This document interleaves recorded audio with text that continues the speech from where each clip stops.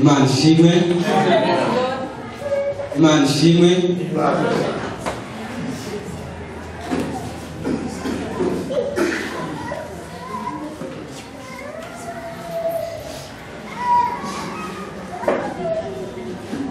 Yesu ashimwe. Praise the Lord. Yesu ahimbazwe. Yesu ashimwe. Praise the Lord. Hallelujah. Hallelujah. Turabasuje mu izina rya Yesu. We are greeting you in the name of Jesus. Mwakira amahoro ya Yesu. Receive the peace of God. Imana ibamugishe. May God bless you. Muri uyu mwanya In this time, isengesho riri muri jewe the prayer that I have nuko buri wese yakumva ijwi ry'Imana. is to listen the word of God. Nuko buri wese yakumva hari icyo Imana Is ivuze. to listen the voice of God. Hallelujah. Hallelujah. Kuko ijwi ry'Imana iyo rivuze, Because when the voice of God, when you listen the voice of God, hariho ibintu biza bihinduka. there is some changes.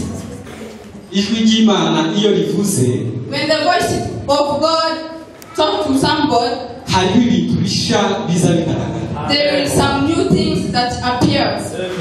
Bitari ibingibi by'iki gihe cyo kuvuga ngo Imana yavuze kandi itavuze. It's not the same as those when we listen God say and it's not true. Kuko Imana iyo yavuze si ibintu byo kwisha. Because when God said, Kuko izivuga hakagira ibiba. when He said something happens.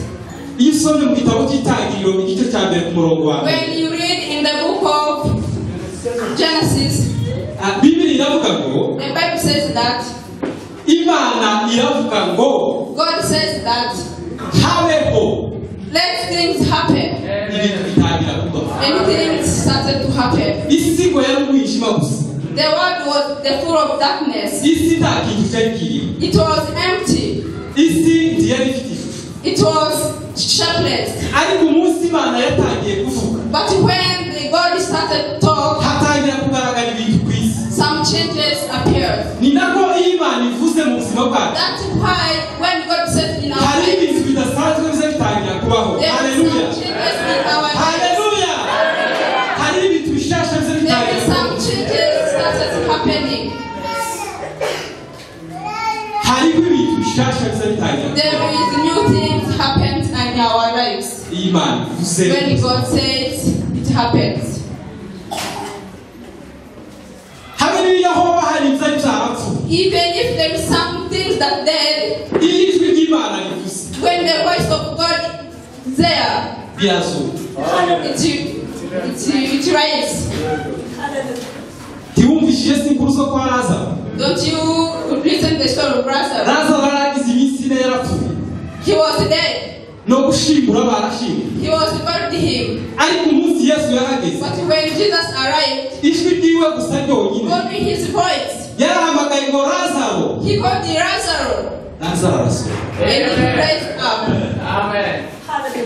Haleluya. Haleluya.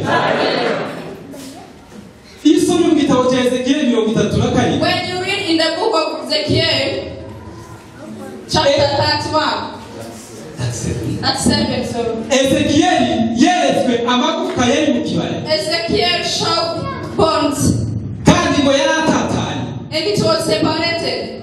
Yari amagufwa ntiyari n'imibiri It ahubwo. was separated bones. Nta nubwo zari intumbi ngo mu buryo twovuga ngo ni abantu bari bahwereye. They was not dead. Ni abantu bari barapfuye, That somebody were dead, imibiri irarangira, and the body finished, imitsi irarangira, and bones finished, hasigara amagufwa. and it remains only bones. Ariko Imana ibwira Ezekiel, But when God said to Ezekiel, hanurira aya magufwa prosper with these bones yongera abeho. and be born again. Ezekiel ahanuye Ezekiel when prospered, avuze ijambo ry'Imana ku magufwa, when he speaks the word of God to that bone, amagufwa arongera ahinduka. bone started to be human being. Iyo Imana ivuze, When God speaks, hariho ibintu biza biba. there is some changes. Icyaha Imana ikavugisha buri mwanya. Let us listen to the voice of God in this moment. Imana ishimwe. Amagambo Imana yashyize ku mutima The word I have to talk about today, ni aya ngaya. they are here. uburyo umuntu ashobora guhinduka umuntu wakoreshwa n'Imana. The way that somebody can change to be a servant of God. Uburyo umukristo ashobora guhinduka. The way Christian can change.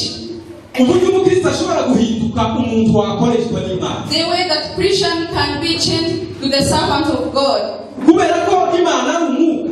Because of the God is holy. Nicyo gituma izishaka abantu. That's why he found some people. Kugira ngo ibikoresha. So that they can be Yo the servants. ntiyabasha gukorana n'abantu kuko idafite umubiri. He cannot do anything because he don't have body.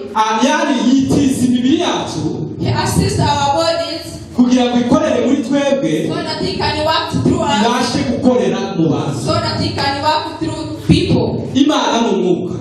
God is the Holy Spirit. Niyo mpamvu bidukwiriye kuko twohinduka. That's why we're supposed to be changed. Tukagira capacity Imana ishobora kwizera. So that we can have capacity to be faithful to God. Imana ikaba yo kwemera kudukora. So that God can allow us to be with Him. Hallelujah. Amen. Hallelujah. Dusome mu gitabo cya Matayo. Let's read the book of Matthew. Ni ibice 28. Chapter 28. No ku murongo wa 19. Verse 19. Turaza kongera gusoma igitabo cy'ibyakozwe n'intumwa. We also read in the book of Acts. Igice cya mbere ku murongo wa 6 kugeza ku wa 8. Chapter 1 verse 6 up to 8. Tuze kurangiriza mu gitabo cy'Abaroma. And we end with the Romans.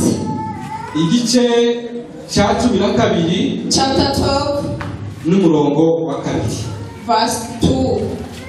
Aho niho twashakiye aya magambo tuvuye. That's where we are going to talk those words.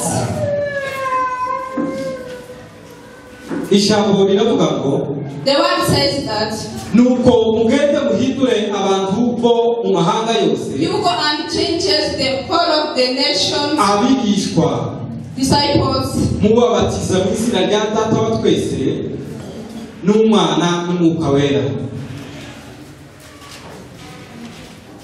Ibyakozwe n'intumwa.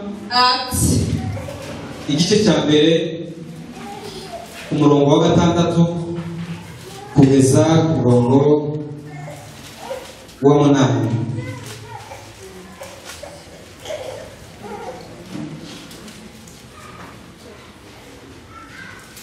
Nuko bamaze guterana baramubaza bati mbese mwami iki nicyo gihe wenda kugaruriramo ubwami mu Bisiraheli? Arabasubiza ati si ibyanyu kumenya iby'iminsi cyangwa ibihe Data yagennye, ni ubutware bwe wenyine. Icyakora muzahabwa imbaraga Umwuka wera nabamanukira, kandi muzaba abagabo bo guhamya i Yerusalemu n'i Yudaya yose n'i Samariya no kugeza ku mpera y'isi. Turangirize mu Baroma. We end with the Romans 12 ku murongo wa 2.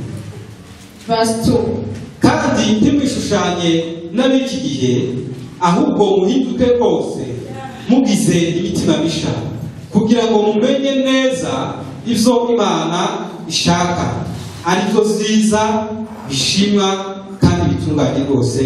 Amen. Aya ni amagambo dusomye. Those are the words that we read here. Umwuka wera adufashe kugira ngo tuyaganire. May Holy Spirit assist us so that we can talk about this. Hano dusomye ibintu Yesu yari kwabwira abigishwa be. Here we say some words that Jesus was talking about his disciples. Yesu ubwo yashaka kuja mu ijuru, When Jesus was about to go to heaven, yaganiriye n'abigishwa be. he was talking with his disciples. Ababwira umurimo abasigiye. And he told them the work that he lived there. Ababwira intego yiwe yari afite aza mu isi. He told them about his achievement to the world. Abasigira inshingano. And he left them with responsibilities. Hallelujah. Hallelujah. Hallelujah. Ni ukuvuga ngo iki gikundi cy'abigishwa ba Yesu, It means that this group of the disciples of Jesus, nibo bantu Yesu yari yashakishije mu bandi bose, they were founded by Jesus kugira ngo babashe guhinduka igikoresho so that they may be the igikoresho agiye gukoresha. They be the servant that may God can do Kuko it. Yesu intego yiwe yari afite guhindura isi. Achievement of Jesus was to change the world. Hallelujah. Intego ya Yesu yari afite guhindura isi. The achievement of Jesus was to change the world. Kandi iyo niyo yari intego y'Imana. And that aim was from the God. Kugira ngo isi yose ihinduke. So that the whole world may change. Kugira ngo isi yakire icyo Imana yashakaga kuko yakire. So that the world may receive what God was want to have them. Rero iyo misiyo y'Imana hari abantu Imana yari igomba kunyuramo kugira ngo that ikore. mission of God, there is people that want them to do it. Aba rero nibo bigishwa Yesu They yaje. are here as disciples of Jesus Christ. Ni nako bimeze muri iki gihe. And it's how it is in nowadays. Imana ifite gahunda yo gukora ibintu bitandukanye. God has aims to do something different. Ariko Imana iba yitegereza hagati muri twebwe. But God sees in front of us, between us, Ishakisha abantu yonyuramo kugira ngo bakore. searching some people that they can work with Him. Ariko se abo bantu barahari. But those people, they are here. Abantu bo kwizerwa n'Imana kugira ngo babe ibikoresho by'Imana barahari. Those people that may God can faithful are there. Imana irashaka kuko iguhindura igikoresho. God wants you to be His worker. Kandi buri muntu wese afite icyo yakora. And somebody has everything to do so that may God can. Buri muntu wese afite icyo yakoreshwa n'Imana. Everyone have something to do from God. Hallelujah. Hallelujah. Hallelujah. Yesu arabateranya arababwira ngo Jesus gathered them and taught them that nahawe ubutware mu ijuru no mu isi. I have ability in the heaven and earth, Nuko nimugende the whole nations, muhindure abantu bose. and changes all the people, Mubigishe kwitondera ibyo nababwiye. and teach them to be careful about what I told you. Dore ndi kumwe namwe I'm with you kugeza ku mpera y'isi. until the end of the world. Aba bantu nubwo Yesu yarababwiye gutyo, Those disciples, biragaragara kuko batahise bagenda ako it kanya. seems that they didn't go right away. Kubera ko hariho ukuntu bari bagomba kubanza guhinduka mu bwabo. Because there is the way that they have to change themselves Kugira ngo babashe gukora icyo Imana ishaka so that gukora. they may have ability to do what God tells them So to do. bituma yongeye akababwira hano muri iki gitabo That's why He cy'Ibyakozwe. told them here, Arababwira ngo mwirinde ntimuve i Yerusalemu. and He told them that be careful, don't leave Jerusalem. Murindirire Wait kugeza igihe until muzambikwa imbaraga that they give you power zivuye mu ijuru. from the heaven. Haleluya. Haleluya.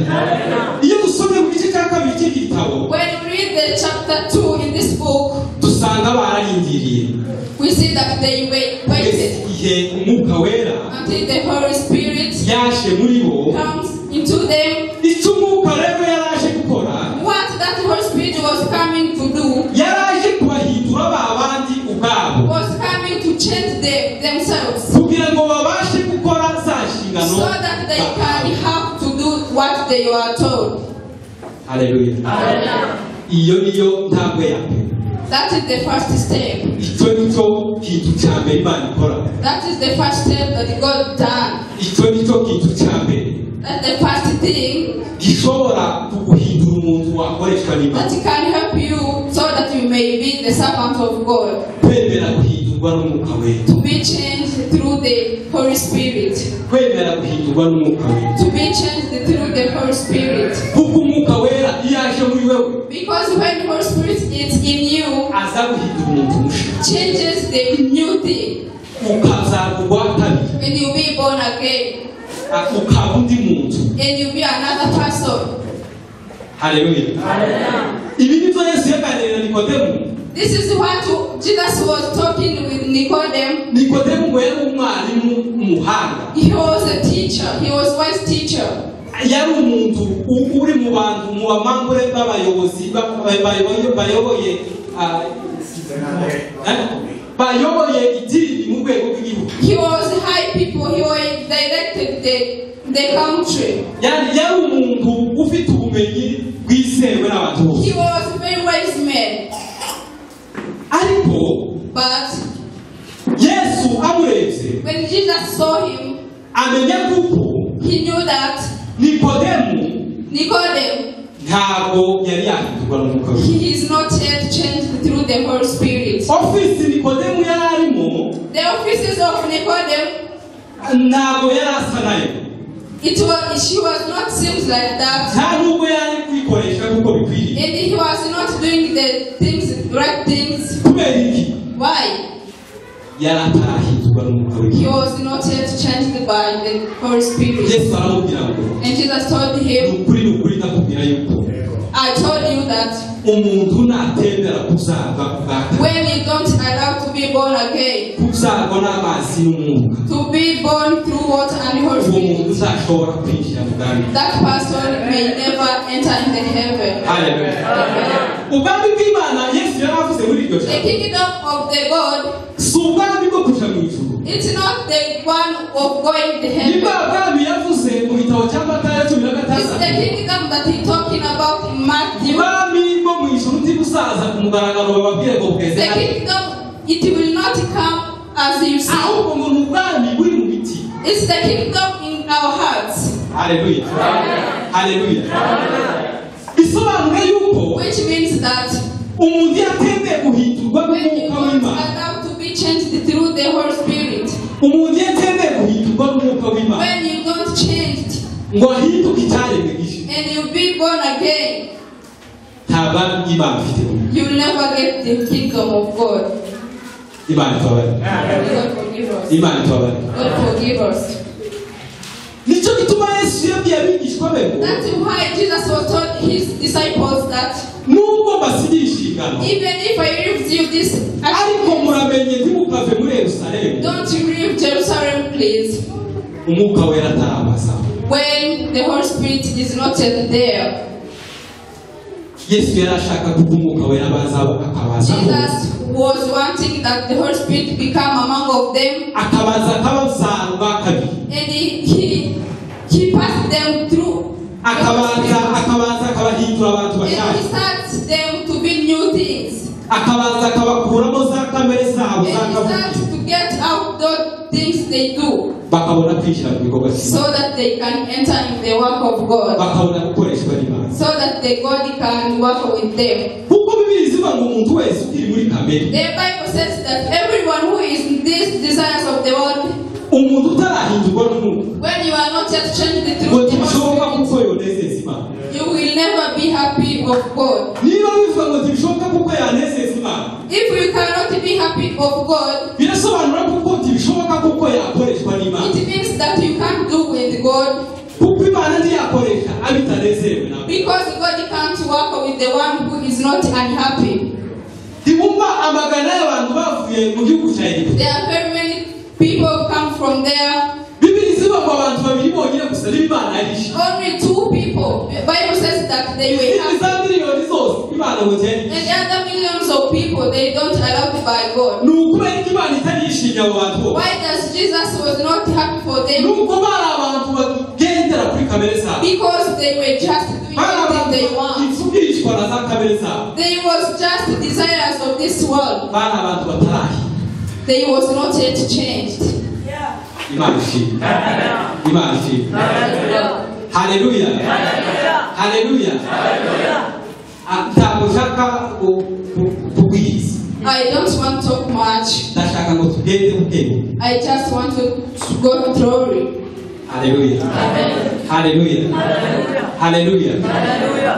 Guhinduka rero, To change, guhindurwa n'umwuka wera, to be changed of the Holy Spirit, nicyo kintu dushobora gukora, it's the only thing that you can do, tukaba ko turizanira amahirwe yo gukoreshwa n'Imana. so that we may get blessings of doing with God. Kuko utaramera guhindurwa n'umwuka w'Imana, When you don't allow to be changed of the Holy Spirit, Imana ntabwo yatekereza kugukoresha. God cannot even thinking about you, Kuko Bibiliya iravuga ngo because the Bible says that mu gitabo cy'Abaroma, in the Romans, umutima wa kamere the heart of desires ngo ni umwanzi w'Imana. is the hatred of the God. Haleluya. Haleluya. Yani abantu bagikoreshwa na kamere, Those who are doing with these desires of barimo ku ruhande rw'opposite y'Imana. They were like the opposite side of God. Ko bararwanira ko ku ruhande They are fighting in the side rurwanya Imana. that opposing God. Imana itubabare. God forgive us. Imana itubabare. God forgive us. Bibiliya zitivuga neza ushobora kuvuga ko se kamere ni. Bible says you can ask yourself what is the desires. Mu gitabo cy'Abagalatiya. In Galatians, Bibiliya ivuga ibice bitanu. Bible says in the chapter 5, ngo dore ingeso za kamere y'isi ziragaragara. here is the habits of desires is there. Izina ry'umuntu wa kamere ni izina rigaragara ridashobora kwishyura. The name of the desires people have habits it's here. Yani isura y'umuntu ugikoreshwa na kamere ni isura The itazanye. face of someone who is pretend, it seems Dore ngo bwiza it's here. ngo ni umusambanyi, Prostitution, ni umusinzi, drunkard, ni umunyamujinya, hatred, ni utukana, abusing, ni ubwambara. all those things. Yani iyo niyo sura y'abantu bataraza kugaragara. That is the face of those who are not born yet. Iyo niyo sura y'abantu bataremera guhindurwa That is the n'Umwuka. face of those who are not yet allowed to be changed through the Holy Spirit. Ni ukuvuga ngo abagikora ibyo byose It means that those who doing all of those things, nta mahirwe nta n'uburyo bakorera Imana. there is no blessings of working with God. Imana itubabare. Imana itubabare. Yani niyo wahagarara hano kumpagaza Even if we can standing here as we are, ugahabwa n'umwanya wo kwigisha, and give you time for preaching, ariko niba ugikora bimwe muri ibi ngibi but if you do something like that, nta gukoreshwa n'Imana. you are not doing something God requires you to do. Imana itubabare. Forgive us. Guhindurwa n'Umwuka w'Imana. To be changed through the Holy Spirit. Guhindurwa n'Umwuka w'Imana. To be changed through the Holy Spirit. Umwuka w'Imana iyo ahinduye umuntu, When the Holy Spirit changes you, iyo umuntu yemereye Umwuka w'Imana akamuzaho, when you accept the Holy Spirit upon Umwuka you, aguhindura undi muntu mushya. the Holy Spirit changes you a new person. Ugatangira gutekereza ibintu bishya, And you start thinking about good things. ugatangira kuvuga ibintu bishya. And you start to talk good things. Mu biganiro uganira ugatangira kuganira ibintu bishya. In your talks, you're talking good things. Mu bikorwa byawe ugatangira gukora ibintu bishya. In your acts, you do something good. Imana ishimwe.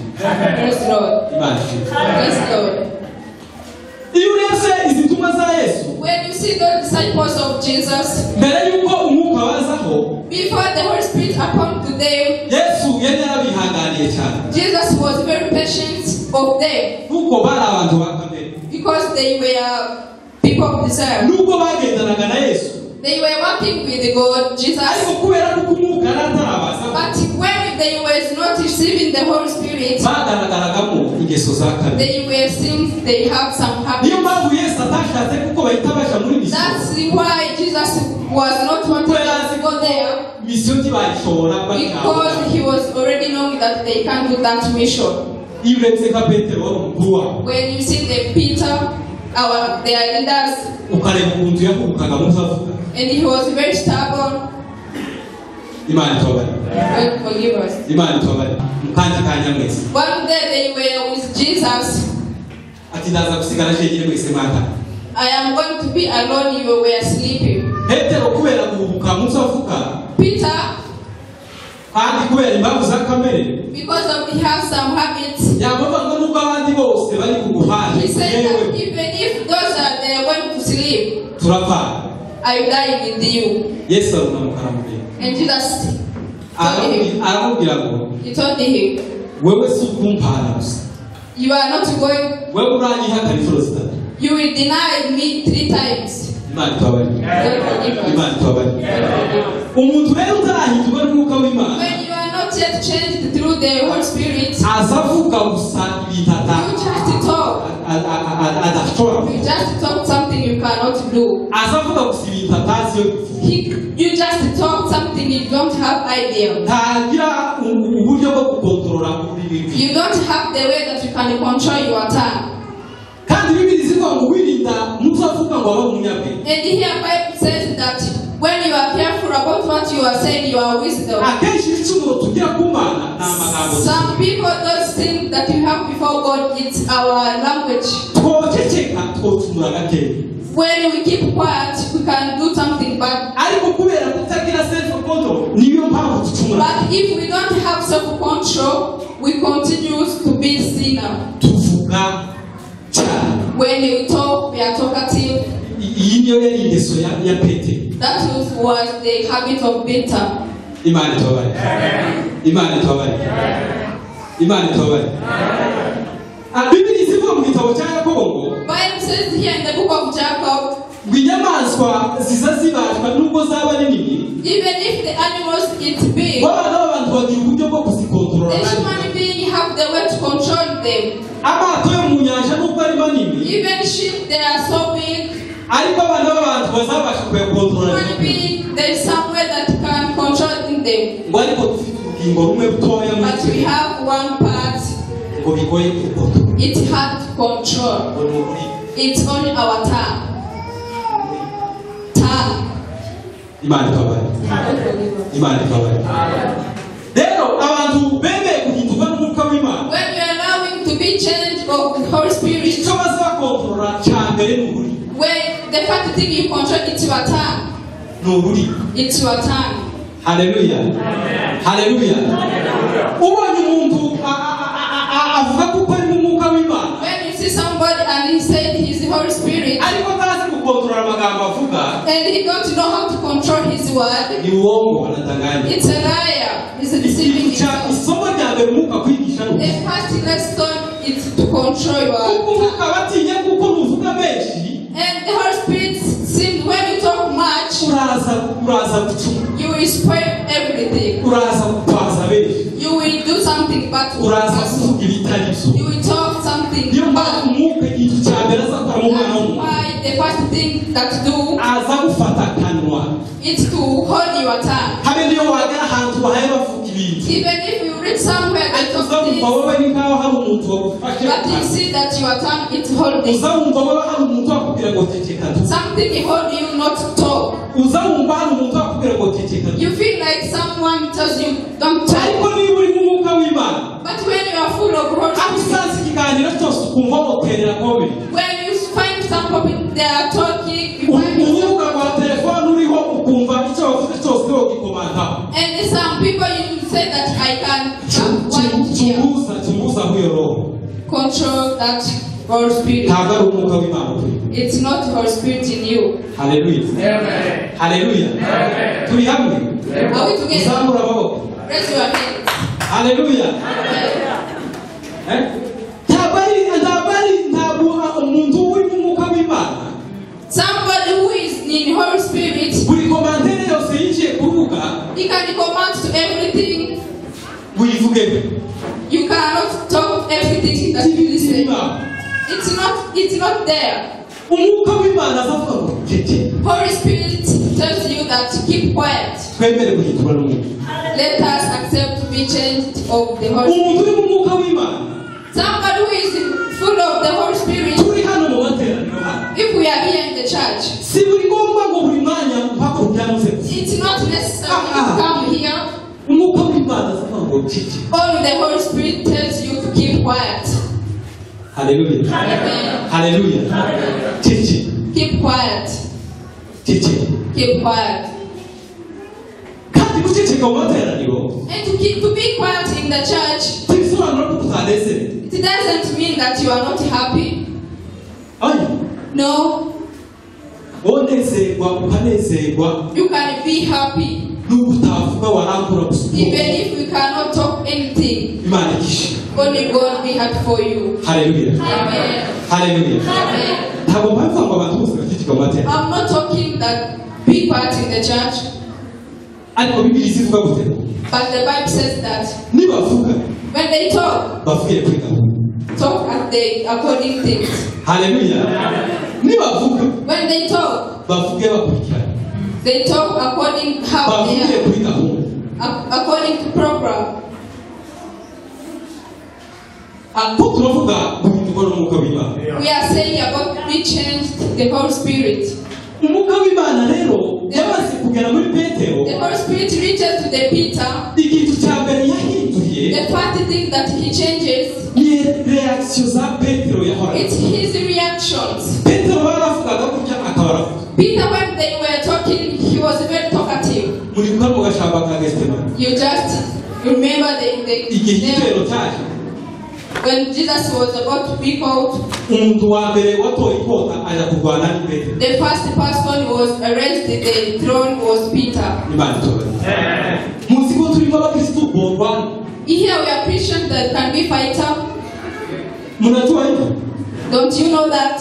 Turimo abakristo wokoraho gutya gatoya. There is some Christian you can touch this way, Akamazinga amaboko cyangwa agakenyera neza. and he starts fighting with you. Imana itobe. God forgive us. Ariko umukristo wahinduwe n'umwuka And w'Imana. when you are Christian, changes through the Holy Spirit. Niwe Yesu yavuze ngo niba bakubita urushi ku musanyi. Even Jesus was saying, when they slap you, change the other side. Abo bantu barahari. Are there those people here? Hari abakristo watuka gutya gatoya. There is some Christian that you can Akaba abuse just a kugize little, ibitutsi birenga bitanu. and he insults you so much. Ngabo abatarahindurwa n'umwuka w'Imana. They are there that they cannot be changed. Si igitangaza It's not big deal gutukwa wotukwa. to be insulted. You Niko ijambo ry'Imana rivuga. The Bible says that Ngo bazabatuka ibitutsi byinshi. they were insulted out of many things. Ariko ntibisobanura kuko niba bandutse ngomba gusubiza. But it doesn't mean that you have to do anything. Amen. Amen. Abantu bashobora gutuka. Someone can insult you. Abantu bashobora kumvuga ibi. Someone can abuse you. Ariko umwuka w'Imana But the Holy Spirit ntabwo yanyemerera gusubiza. cannot allow you to talk. Ntabwo yanyemerera gutuka. Cannot allow you to do something bad. Turimo abakristo bakitukana. We are here Christians that insult others. Turimo abakristo basubizanya muzombona. There are some Christians that say you will see me. Turimo abakristo bakivuga ngo uramenya uno munsi. There are some Christians that say you will know me this day. No uramenya. Today you will know who I am. No uramenya ndakwereka kamere yanje. Today I will show you who I am, my real face. Muyandi magambo ni cyo ushaka kuvuga. In other words, that's what you want to Uyu be. munsi uramenya kamere yanje. No, today you will know who I am. Tasoni. My true color you will know today. Imana itobe. May God forgive us. Imana itobe. God forgive us. Tuhitwe n'umwuka. Let's be changed through the Holy Spirit. Tuhitwe n'umwuka. Be changed the Holy Spirit. Tuzamureze icyubahiro. Haleluya. Amen. Tuhitwe n'umwuka. Be changed the Holy Spirit. Tuhitwe n'umwuka. Ubwo ni bwo buryo bwa mbere rero. That's the first way dushobora gukoresha we can do anything bigaha Imana icyizere cyo so gutangira that gukora. God can trust us to work with Him. Imana ntizikoresha abatayi. God cannot work with the lazy. Ntabwo bishoboka. It's impossible. Ntabwo zakunda. It cannot be happen. Mu gitabo cya Yakobo kiba kivuga ngo In James, ngakanwa kamwe ndikovamo amagambo mazima atanga umugisha. the only one tongue cannot get the blessing, kavamo amagambo avuma. and then that be the cast words. Ntabwo zakunda. It's impossible. Hari ijambo zakunda cyane mu gitabo cya Yeremiya. There is one that I like so much in the book of Jeremiah, Bivuga ngo ibishimwa mu bikura mu bikaba. which says that when you get out those things, Ngo nibwo uzaba ubaye akanwa kanje. that's whereby you be my Uko tongue. niko Imana ari kubwira Yeremiya. That is how God was talking to Ubundi isobanuro Jeremiah. bwa Bibiliya gusobanura In neza. other words, in this Bible, Biravuga ngo amagambo mabi muyakura mu kanwa they kawe. said when you talk bad things Ngo through your nibwo mouth, uzashiramo amagambo yanjye. that's whereby we put my words. Haleluya. Haleluya. Iyo ni Imana ari kubwira Yeremiya ngo That is the word of God. nukura amagambo mabi mu kanwa kawe. When you get out bad words through your Nibwo mouth, uzashiramo amagambo yanjye. that's whereby you put my words in your mouth.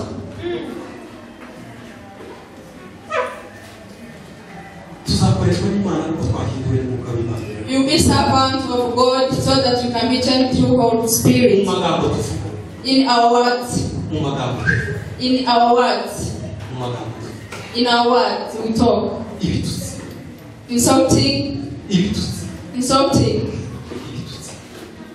ibitutsi 2019 And in 2019, hariho ahantu twakoreraga we were somewhere there, noneho hagakomeza kuza abantu benshi b'abashyitsi and some people visited us. haza umuntu umwe w'umushyitsi tutari tuziranye And rero someone who come to visit us, nuko kubera ko abantu bakundaga kumfokoza aho twari tumenyeranye because he was the others, they were stabbing him, bakambaza amagambo menshi cyane yo muri Bibiliya and he was talking about so much words through Bible. abo ni bene data abanyagihugu. This is our.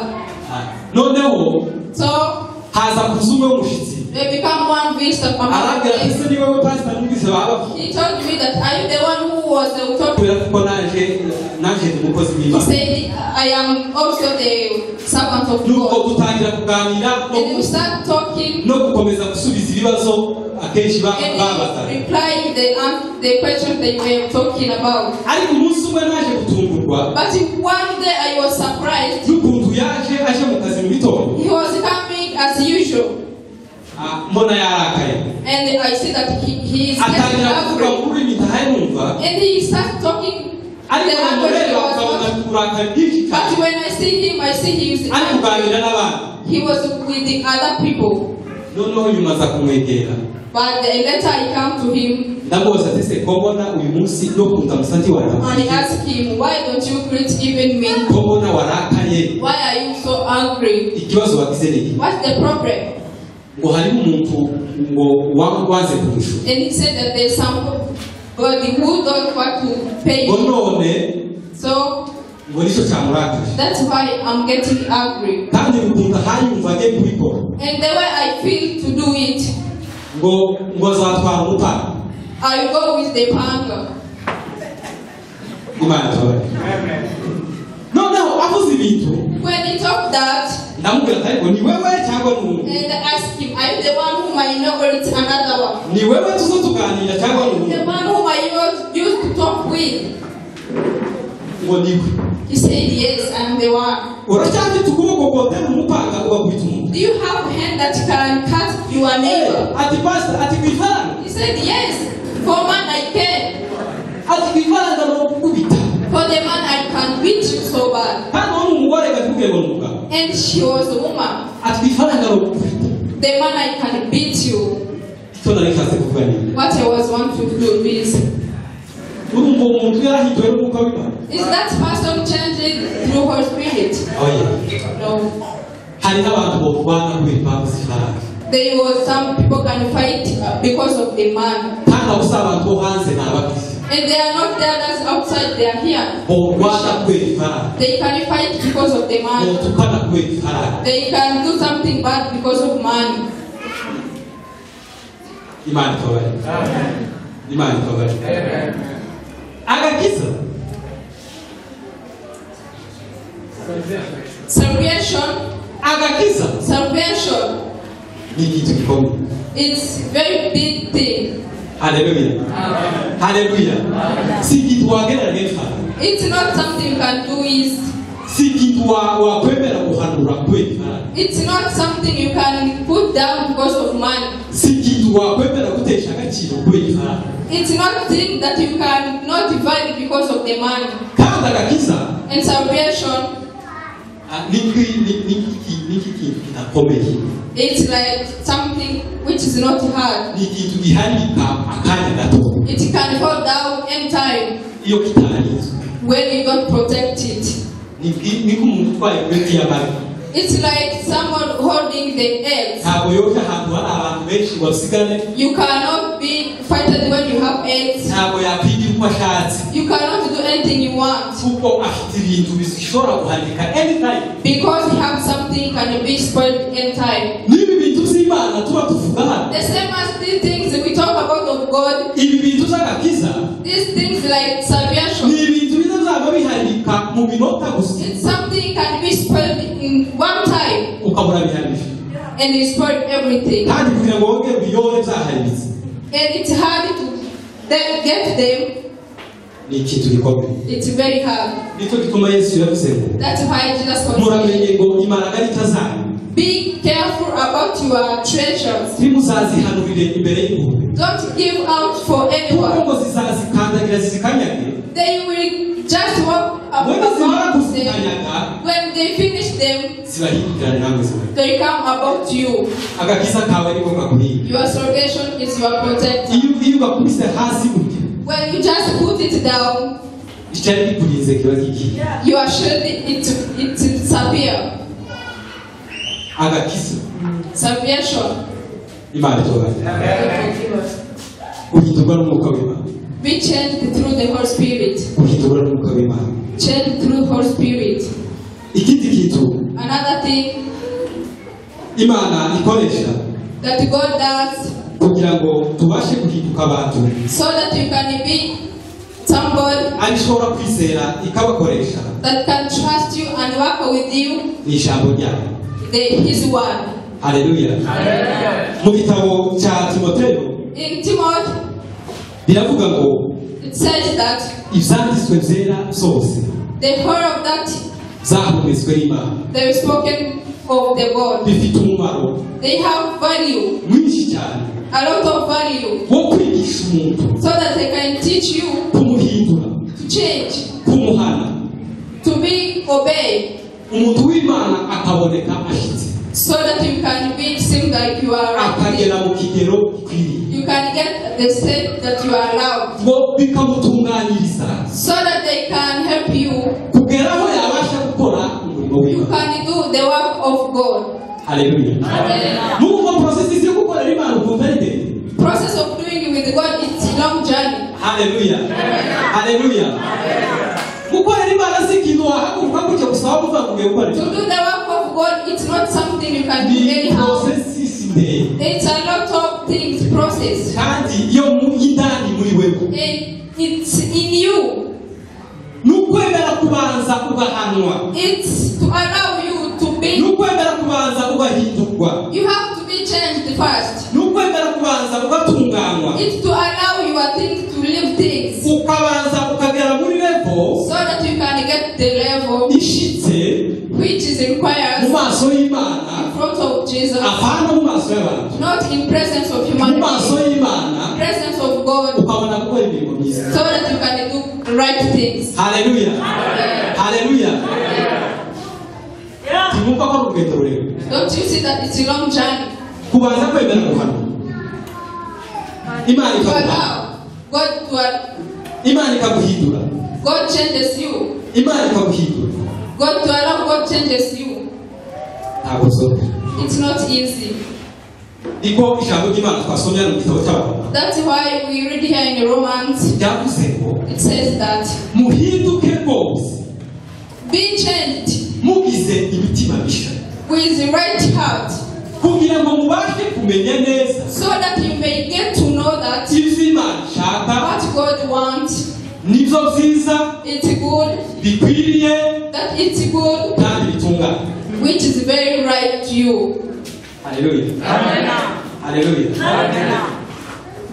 Tusomere Bibiliya ijambo ry'Imana iryo jambo gusa. Let's read that one. Mu Baroma Romans na kabiri 12. nushaka tangira ku murongo wa mbere You can even start the chapter 1.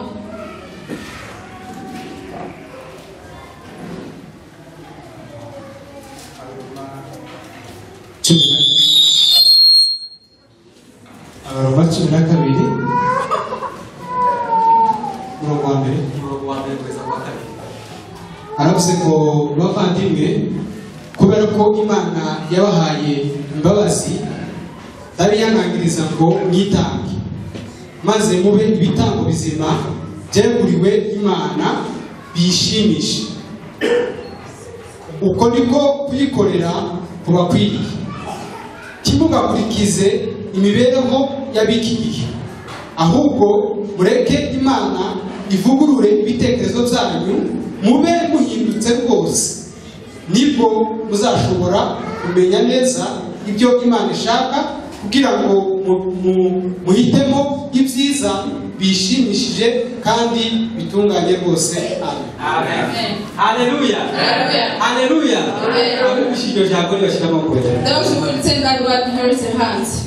Yani gukorera Imana ni process ndende. To work for God, it's a long process. Ngo mwemere umuhinduke ngo muvugururwe. Allow to be built. Kuvugurura. To be built. Kano gatapi bashize hano. To make new things. Umunsi bazashaka gushira kandi. The other day that they can want to put another thing there. Yani ico gikorwa kizaba ari gico kuvugurura siko. That actually to be to renew. Kuzana indi sura aha hantu itari. Bring another shape.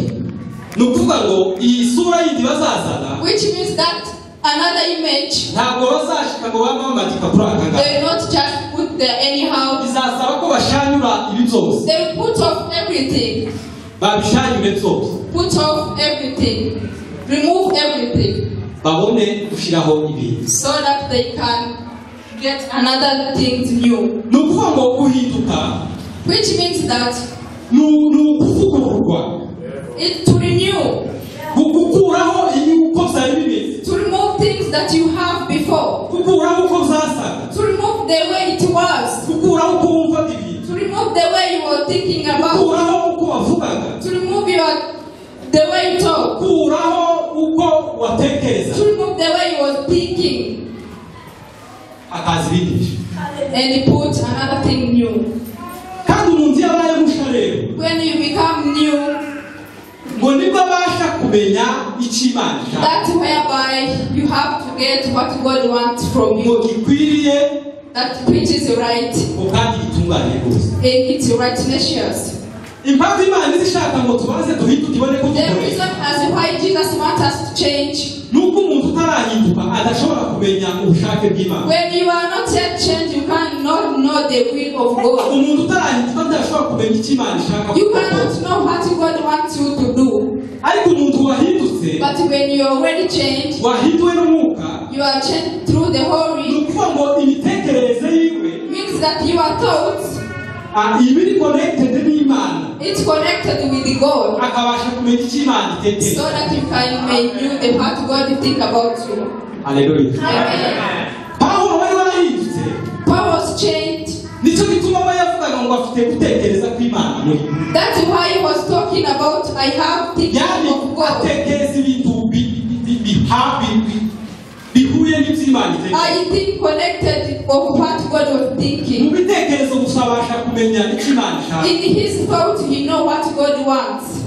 Ariko umuntu utarahinduka. But when you are not yet changed, ntabwo wamenya icyo Imana ishaka. You can disorganize. Tugashaka gukora ibi. We want to do things. Tugashaka gukora ibi. And this. Tugashaka gukora ibi. And this. Yani ni kama kubahatisha. It's just to. Niko gukina urusimbi kugira ngo urebe. It's like gambling. Ikiza gucamo So abagikomeza. that you can see what you can do, so that you can continue with that. Imana ikabari. Ariko umuntu wahinduwe n'umwuka w'Imana. But when you are already changed through the Holy, abafite kopi y'Imana. You are like a copy of Jesus. You cannot be disorganized. You don't pretend. You have the way you are. You have your face only in front of Jesus. You have the image of God. You cannot copy anything.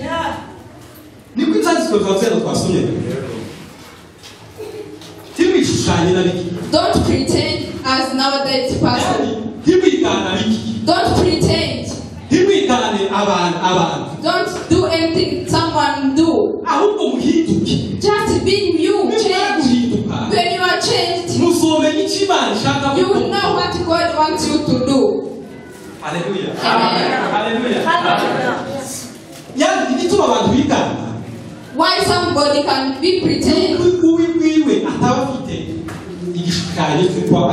It's lack of the way he wants to do things. In terms of protecting himself, so that he can show everyone his in actions, he just pretend.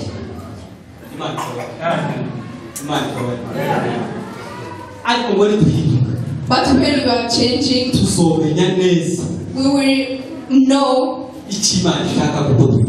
what God wants us to do. Because there are some people, they don't want to change. That's why you can find in the church, you don't even know you are calling. You don't know what you have to do in the church. Why? When you are calling, and he called by God, and he cannot call you for nothing. When he called you, he told you something. And you are called. Past 5 years past, you don't know even what you can do. Because of you don't know that. That's why you will just pretend.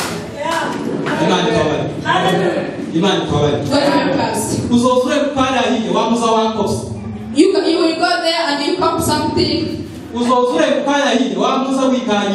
And you sit there, you pretend something. You see someone doing anything and you feel like I can do it. Because you are not yet getting your real shape that you can do.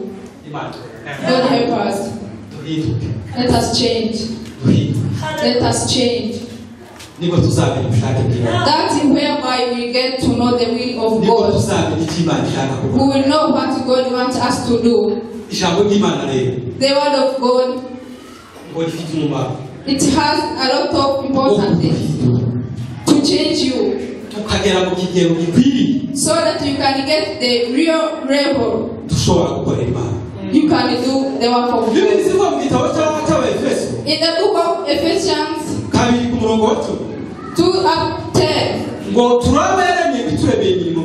He created us so that you can do right things, so that you can go with that. Hallelujah. Everyone has work to do, but the journey of knowing what you can do, it's right now. It's to allow you to be changed. The Holy Spirit, when it's upon you, it shows you what you can do. To be changed through the word of God. To be changed through the word of God. It's not just listening to it. It's just a matter of not reading. It's to admit it so that they can control you. Hallelujah. It's you to be around it so that you can be the way you want. It's you to do something that God wants you to do. Even if it's so hard you to do it. But don't think that it's hard. That is the way that you have to be in the word of God. Because in the word of God, in the kingdom of God, it's not easy. It's complicated things. It's not simple. To allow to be controlled, to be ruled, and you be controlled with something you cannot see. To be controlled with something which is not appear there. In the Holy Spirit, it's there. Hallelujah. Amen. Hallelujah. Hallelujah. Hallelujah. The word of God says that. And that when they are listening to it,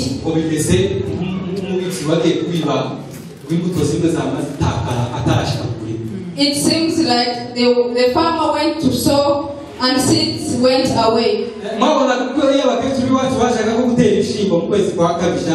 You see, our elders, they were going to harvest, and he put in the tap, umutwe cyangwa kutuba and he put it into the head, isuka yiwe and he take his aho hoe. gereranya imbuto cyangwa se ibigori binyuze mu bipfumure So you can now compare those maize that they can get out. atarashika mu murima When you are not yet there, the shamba bigahanuka and fall down. kumva kuko izo mbuto hari aho zizagera Is there any seed can do anything? izo mbuto bategereje kuzazisarura Those seeds cannot be harvested. habe n'imvura yogwa zikamera Even if the rain is raining, ariko kubera ko zamereye ahantu hatariho and because they are grown nta musaruro somewhere, zigira they cannot get yesu rero harvest. bigereranya ngo n'abantu bazabumva ijambo ry'imana That is how Jesus was compared those who receive the word.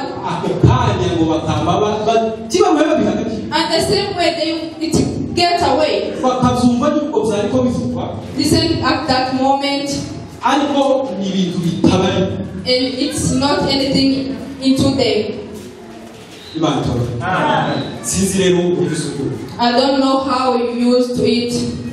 rero niba ubyumva muri ubwo buryo When you listen it in that way, nta munsi n'umwe hazaboneka umusaruro there is no another way that you can get profit in your life.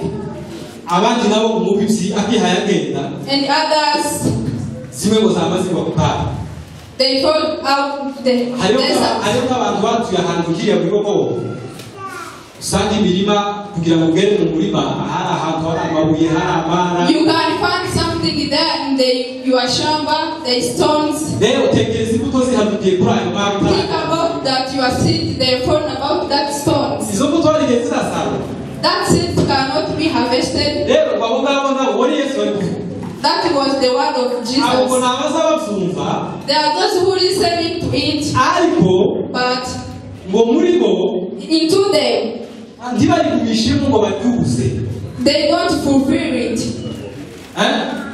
ngo kubera kuko ari nta butaka Because there is no end soil there. kubera kuko nta mwanya barihereza ngo Because there is no any value among of them. ngo bameze nk'izo zo ku kanya They are like that. zahanutse umubibyi ataragera mu murima They fall when not yet there in the ngo shop. ahantu hari umusaruro uzaba Is there any harvest? haleluya Amen.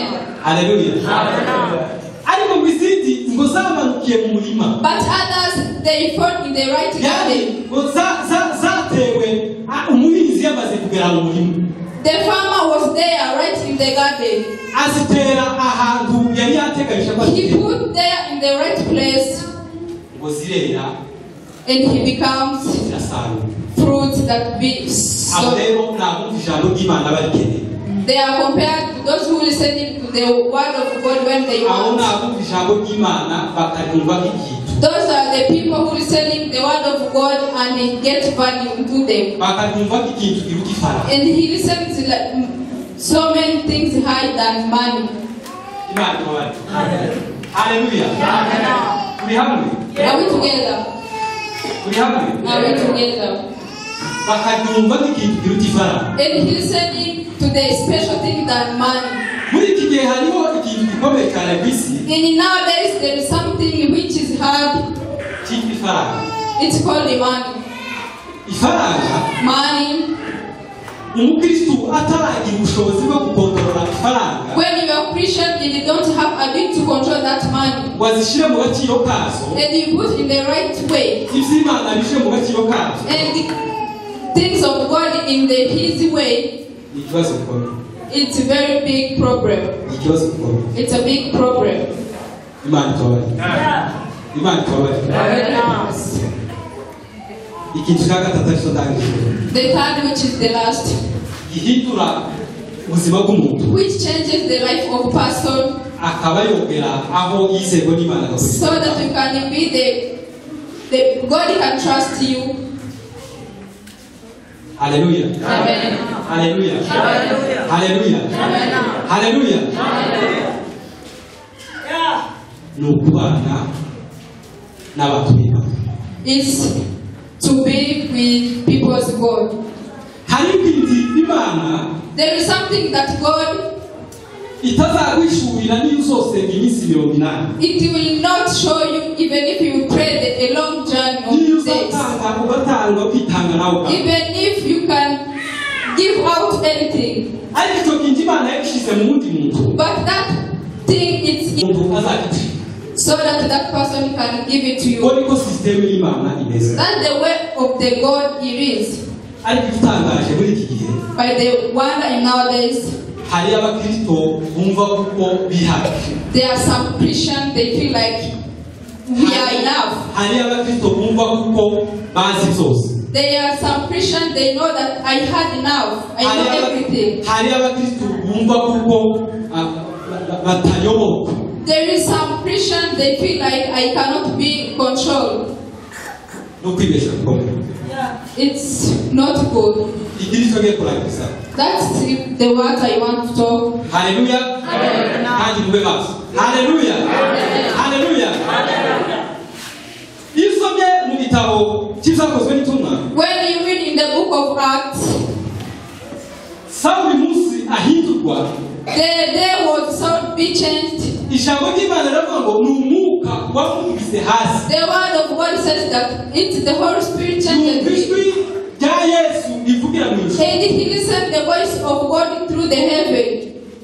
mwumvise kuko bya bintu bibiri we yabyumvise. He listened those two things, umwuka Holy n'ijwi ry'Imana. and the voice of God. ariko ikintu gitangaje But something which is unusual, ryajwi riramubwira ngo ugende uje Damasiko. the voice told him, you go into the Damascus. hariho umuntu witwa Ananiya There is man which called Ananias. niwe uza kukubwira ibyo ugomba gukora. That man he will tell you whatever you will do. Haleluya. Haleluya.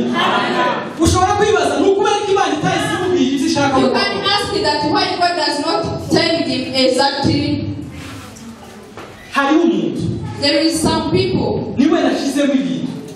That one I give him to you. niwe nashyizemo materiyeri yo kubaka. I put into him everything. cyakwananiye. You go to him. Haleluya. Amen. Ananiya nawe yari ari mu mujyi w'i Damasiko. Wherever Ananias was there in the town, we yabaje amuye he went. abona umuntu amuzanye w'amahanga. He sees some people, abakristo bari muri network rero Christians that they are in the right way. bakaka hirya batakabo. They cannot. They see everything. buri kintu cyose bari Everything they see. aje mu nzozi ararota. He went in dreams and he dreamed. haracyari abantu bakirota. Is there anyone who can dream? haracyari abantu bakirota iby'Imana. Is there anyone who can dream about God? Imana itobare. God forgive us. Imana itobare. iyo abantu rero batakirota When you are no longer dreaming, ntabwo ari ibisanzwe. it's not usual. haba hari ibintu cyapfuye. There is some problem to you. iyo abantu baryama bakarota gusa bari muri za shukuru. When you just sleep and you dream about your haba hari things, ibintu zakwamye iriya mu there is something that died into you. Imana itobare. God ariko forgive us. abasaba Imana bararyamaga bakarota. But the people of God, they were mu sleeping. gitabo cya Yobu biravuga ngo mu nzozi baryamye iyo mu gicuku. They said they were sleeping. ngo nibwo Imana iziganira. That's the way that God talked to them. kurota ni inzira yo kuganira n'Imana. Dream is the way of talking with God. muracyabona ijambo ry'Imana riravuga mu gitabo cya Yobu The word of God says in the book of John, ngo abakambwe banyu n'abasaza banyu the elders, your elders, ngo bazarota. they will dream. yani bazoza babona inzozi. They will see some things. abo basaza barahari bo kurota. Is there any elders here? abakecuru baracyarota. Elders, they are there to dream. twisubiremo. Let us be careful. Haleluya. Haleluya. Amen. mu minsi ishize numvishije bishop batubwira inzozi In the yawe. past few days, I said that twari kuri Pasaka. we were in East. sinamubwira arazitubwira ariko sinamubwira ariko nagiye zitekereza. I don't talk about it, but I think about that dream. Haleluya. Amen. Imana iracyavuga mu nzozi. When God says in the dream, Imana. Haleluya. Haleluya. Imana iracyavuga. God is still talk.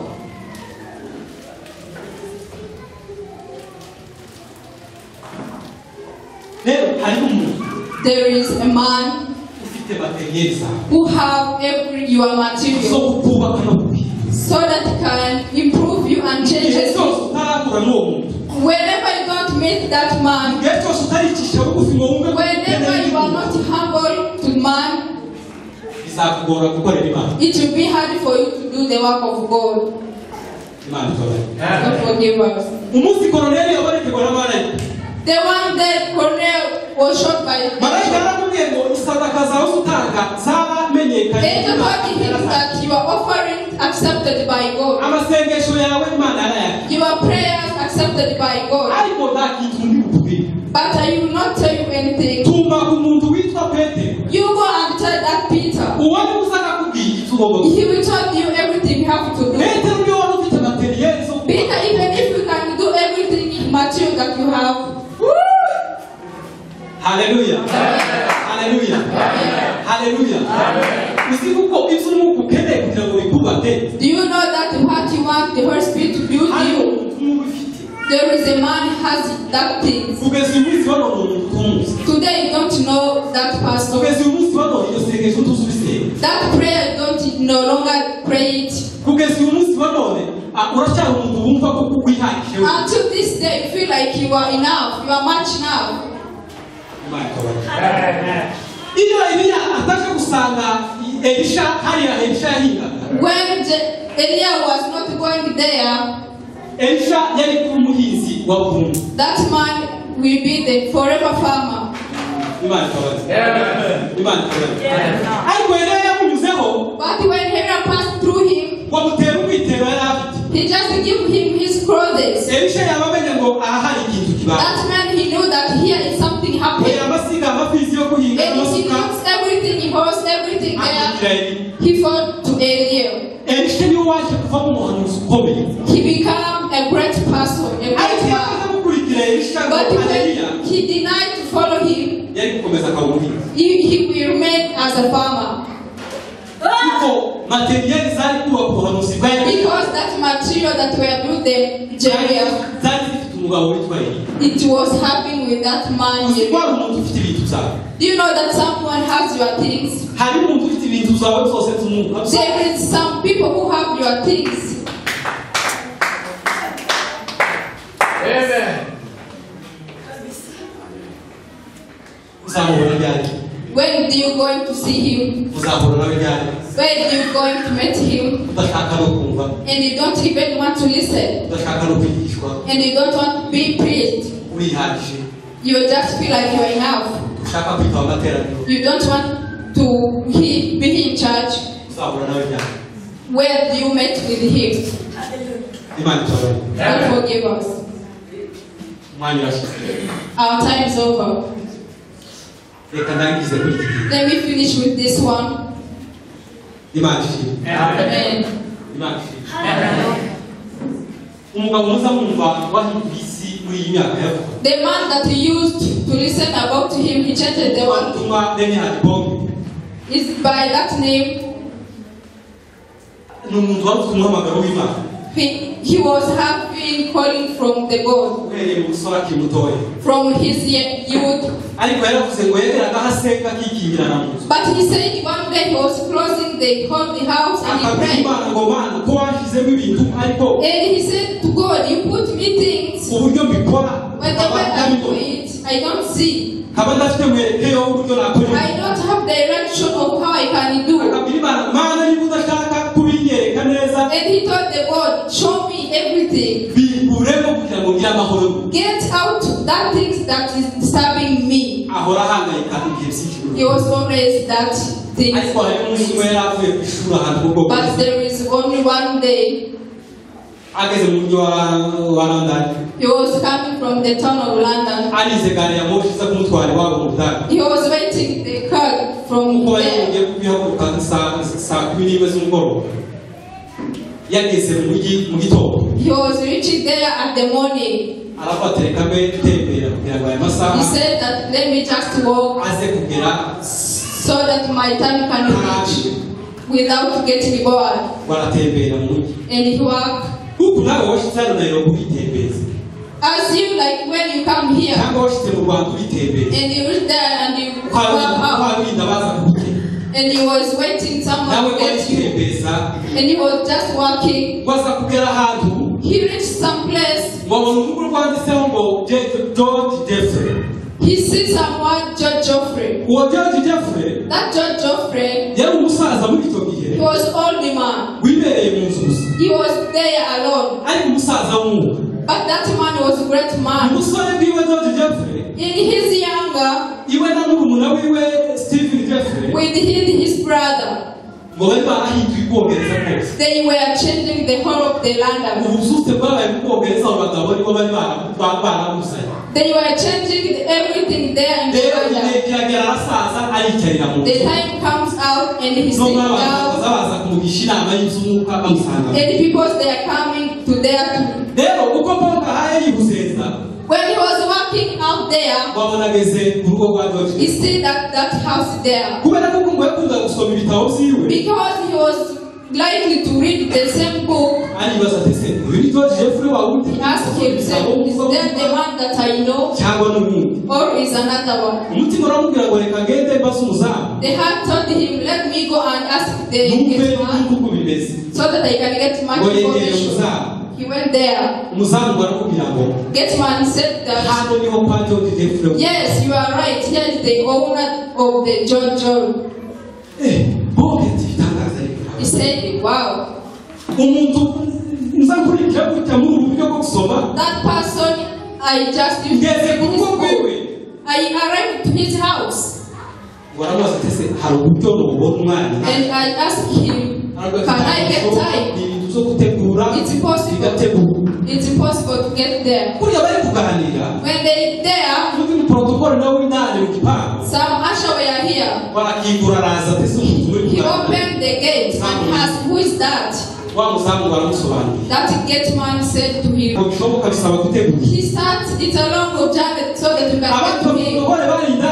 The other one, they were in there. They said with loudly, that man, let him in. Hallelujah. Hallelujah. Others, they are all in the Holy Spirit. Some old man, they are getting old, but they have the Holy Spirit. That younger man let him in. And they were just surprised. And they told them, you are allowed to get him. He already saw him when he was there. That's the way the Holy Spirit does. Amen.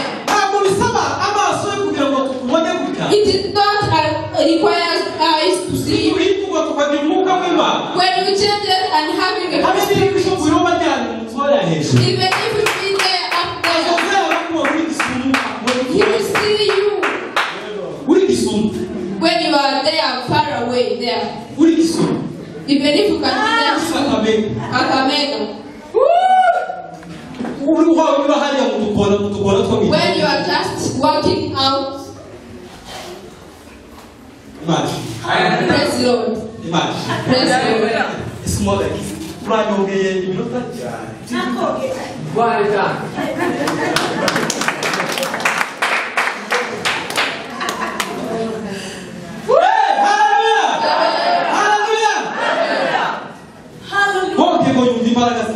And he feel like I have power. He gets strength. Wow, God says me. God told the old man, I'm here at the gate. He entered in the house. He entered. They see him and get him into the house. When they arrive there, the old man, they sit where there. He sits down and kneel down. And he starts crying. When he started crying, the man was worried about, I was here. Why does this man get to me? What have I done? What have I done? So that year, when he started crying, hallelujah! Hallelujah!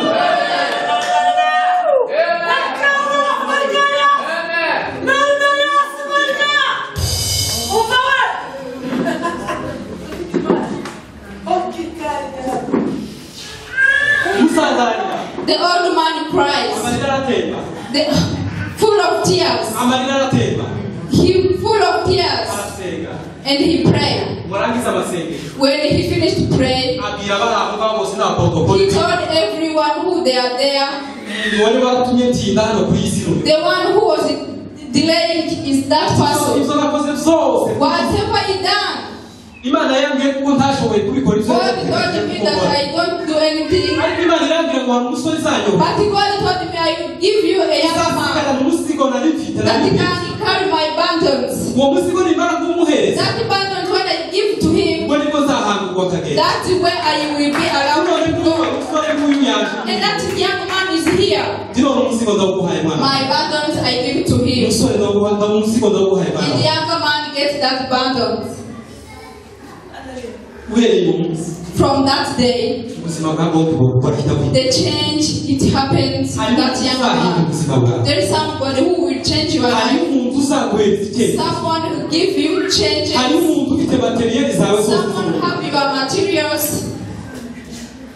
ukwezi kumwe gusa kurangire Only 1 month later, wa musaza aratabaruka they are only man. umusigo arawusiga That younger man, he get that bundles of the iyi younger myaka man. yose bombi yazungurutse isi The yose whole of that years, materiyeri yazihawe na George Jeffrey he Musaza was given by the old man that materials. haleluya bombi niyo muntu ufite rikodi y'uko Only that young man, he has the records. yabwirisha abantu miliyoni zibiri He preached a lot of people. More than millions. More than, apana bitabiriye ibitera not only those who were attending, abemeye guhinduka bahindukira those who Yesu are allowed to be servants of God. 7 millions. harimo umuntu ukeneye ubuzima bwawe You need to have someone in your life. acha kukaa kichwa ngumu ya kwamba unatoka Don't be stubborn that you feel like you're enough. reka kuba umuntu wumva kuko wihagije Don't be stubborn that you feel you are enough. You are not. Imana itobaye nangirize ku muntu I'm going to finish with this ukunda one. abakozi b'Imana bene haleluya cyandi ijambo ry'Imana rize tubwira ngo The word of God told us that ngo twibuke abatuyoboraga let us remember those who were controlling kandi us. ngo tuzirikane ingeso zabo nziza And we get to remaining things kandi ngo twigane kwizera kwabo so that we can have their faithful. dukunda abakozi b'Imana I love so much. umuntu ushobora kumbaza abaza bakinira Arsenal na Manchester United You cannot tell me those who are praying the sino teams. wamenya habe n'umwe I cannot know anyone. ariko hari abandi babizi But there are some people who ariko know. bombaza abangaba But when you ask me those and those, no kwamba kubwira muri Amerika uko I can bihagaze tell you even America. kubwira mu Burayi uko bihagaze I told you everything there, kubwira London, Afurika uko bihagaze Africa how it is, kakubwira hano muri Kenya uko in bihagaze Kenya how it is. haleluya Amen. haleluya Amen. aho niho numva nshaka gushira umwanya wawe That is whereby I want to put my effort there. umukozi w'Imana witwa Idahoza It's a hoza. niwe ugiye kurangirizaho I'm going to finish with him. iyi story yo gusaba ibintu by'amahanga Only one story. umunsi umwe One day, arabwirwa mu giterane muri Amerika he was invited to the. agezeyo bagitangira igiterane When he reached there, umwuka aramubwira ngo Idahoza urataha Holy Spirit told him, "You are going back none home. usubira Nigeria uje gusezera Go back home to Nigeria and get greetings." abwira umugabo wari wamutumiye And he told some man there, Thomas Osborne he was inviting him.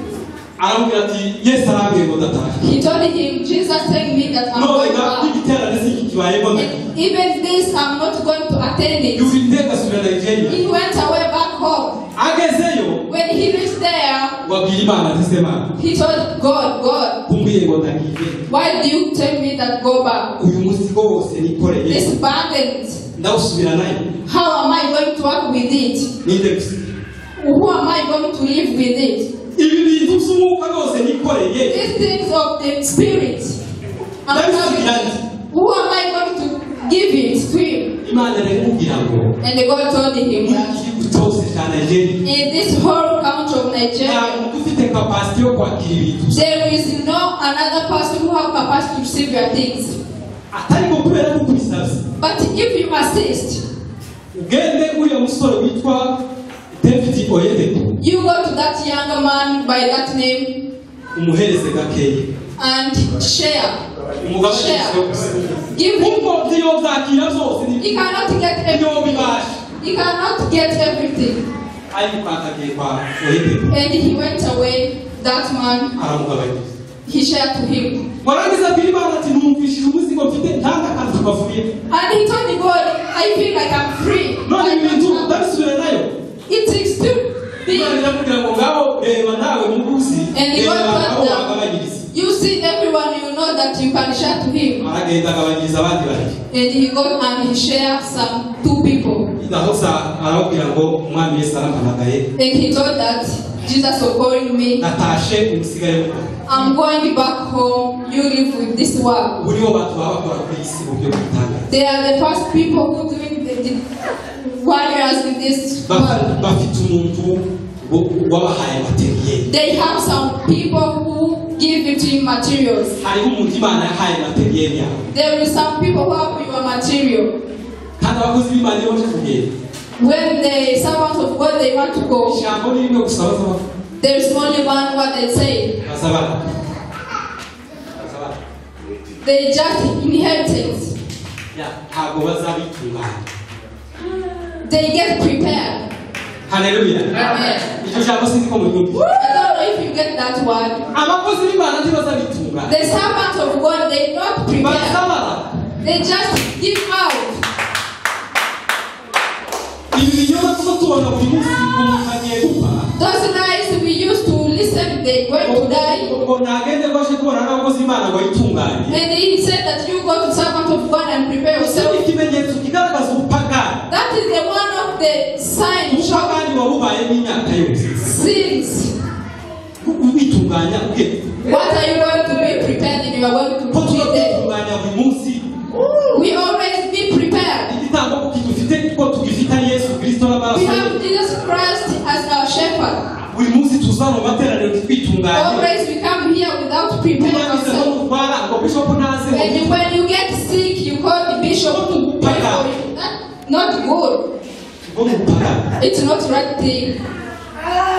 Pawulo yaraga nawe ariko yitunganya When Paul was giving things, he was not yandika umwana prepared. wiwe Timoteyo aramubwira ngo He write to Timothy, jewe meze nk'ibimaze gusukwa ku cyane I'm like, igihe cyanjye cyo kugenda kirasohoka my time is coming kuko umwami Yesu yabimenye because Jesus was already. abakozi b'Imana ntibazabatunga The servants of God, they are not surprised. They cannot be surprised. azabamenyesha They just know. narwanye intambara nziza I fought good war. narangije urugendo I finished my journey.